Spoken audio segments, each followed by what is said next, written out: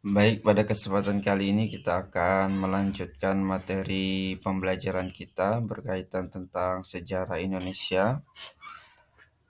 Perlu sama-sama kita pahami bahwa bagaimana cara kita berpikir untuk memahami sejarah Indonesia, ya. Kita mulai dari pengertian sejarah itu sendiri. Sejarah berasal dari bahasa Arab yang berarti pohon, ya. Merujuk pada silsilah, terutama silsilah raja atau dinasti pada masa lalu. Sejarah diartikan oleh beberapa ilmuwan, diantaranya Herodotus, yang menyatakan bahwa sejarah bukan berkembang dan bergerak lurus ke depan dengan tujuan pasti, melainkan melingkar, yang tinggi rendahnya disebabkan oleh keadaan manusia. Sedangkan pendapat dari Ibnu Khaldun menyatakan bahwa sejarah adalah catatan tentang manusia dan peradabannya dengan seluruh proses perubahan secara nyata dengan segala sebab akibatnya.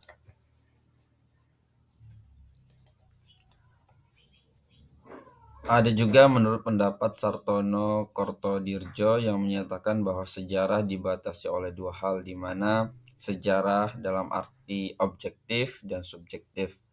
Secara objektif menunjuk pada peristiwa atau kejadian itu sendiri. Secara subjektif berarti sejarah yang telah ditulis oleh para sejarawan. Dan sedangkan menurut pendapat Muhammad Yamin menyatakan bahwa sejarah adalah ilmu pengetahuan yang disusun atas hasil penyelidikan dari berbagai peristiwa yang dapat dibuktikan sebenarnya atau kebenarannya. Baik, jika kita simpulkan secara umum bahwa sejarah adalah ilmu pengetahuan yang mempelajari berbagai peristiwa atau kejadian yang terjadi dalam kehidupan manusia pada masa lalu. Ini memberikan isyarat kepada kita bahwa sejarah itu secara umumnya adalah ilmu pengetahuan yang dimana mempelajari berbagai banyak peristiwa-peristiwa yang terjadi di masa lampau, sejarah-sejarah atau temuan-temuan yang didapatkan pada masa lalu. Nah, konsep manusia, ruang, dan waktu dalam sejarah. Ada 3 unsur penting sejarah dalam peristiwa proklamasi kemerdekaan Republik Indonesia. Yang pertama adalah manusia itu sendiri, di mana diproklamirkan oleh Bung Karno dan Bung Hatta. Yang kedua adalah ruangnya, di mana di Jalan Pegangsaan Timur nomor 56 Jakarta pada waktu 17 Agustus 1945.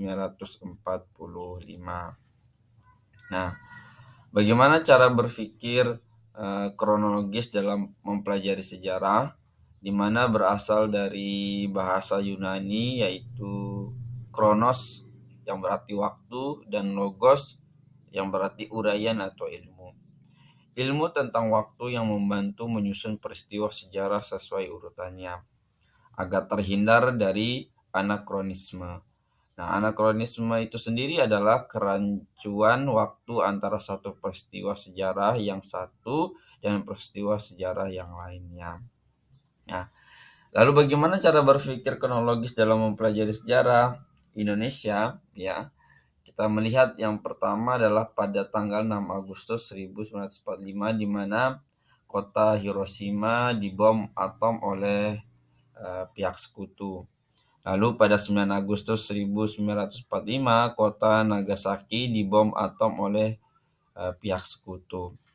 Dan pada tanggal 14 Agustus 1945, Jepang menyerah kepada sekutu.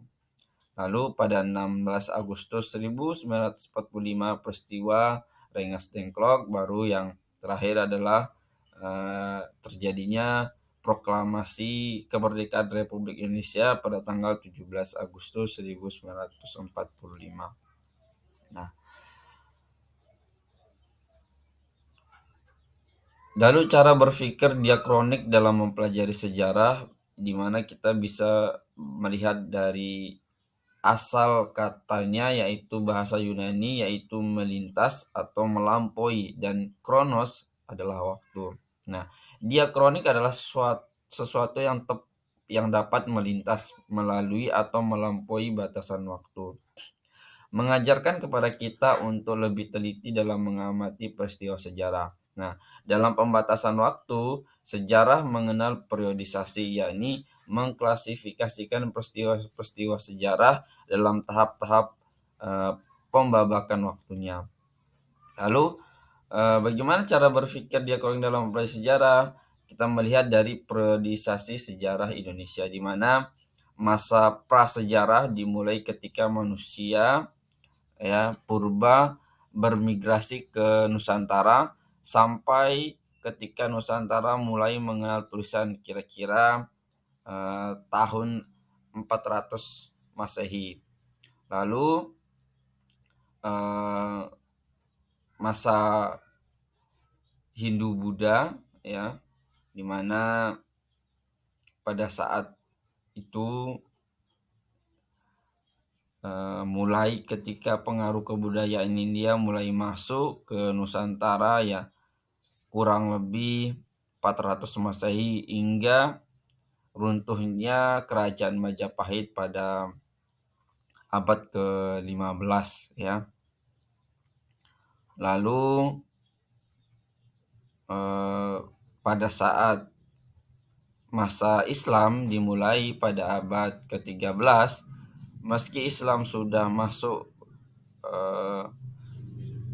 abad ke-7, sampai ketika bangsa Eropa berdatangan ke Nusantara pada abad ke-16. Lalu pada masa kolonialisme Barat, di mana dimulai abad ke-16 dan berakhir pada abad ke-20. Lalu masa pendudukan Jepang dimulai sekitar tahun 1942 sampai tahun 1945. Lalu masuk ke masa revolusi dimulai pada 17 Agustus 1945, diproklamasikan kemerdekaan Indonesia, hingga 27 Desember 1949 pengakuan kedaulatan Indonesia oleh Belanda. Lalu masuklah kita kepada masa Orde Lama, dimulai tahun 1950 sampai tahun 1967 ketika kekuasaan Soekarno berakhir dengan dikeluarkannya TAP MPRS nomor sekian, ya. Lalu masuklah masa Orde Baru dimulai pada tahun 1966 yang melalui Super Semar sampai 20 Mei 1998. Lalu yang terakhir adalah masuknya kita di masa reformasi, di mana dimulai pada tahun 1998 sampai sekarang. Lalu kalau kita melihat sejarah melalui cara berpikir sinkronik, di mana berasal dari bahasa Yunani, yaitu sin yang berarti dengan, dan kronos berarti waktu. Nah, dalam Kamus Besar Bahasa Indonesia, sinkronik diartikan sebagai segala sesuatu yang bersangkutan dengan peristiwa yang terjadi pada suatu masa. Nah, mempelajari peristiwa sejarah dengan segala aspeknya pada masa atau waktu tertentu secara mendalam. Kajian yang lebih menitikberatkan pada penelitian gejala-gejala yang meluas dari sebuah peristiwa, tetapi dengan waktu yang terbatas.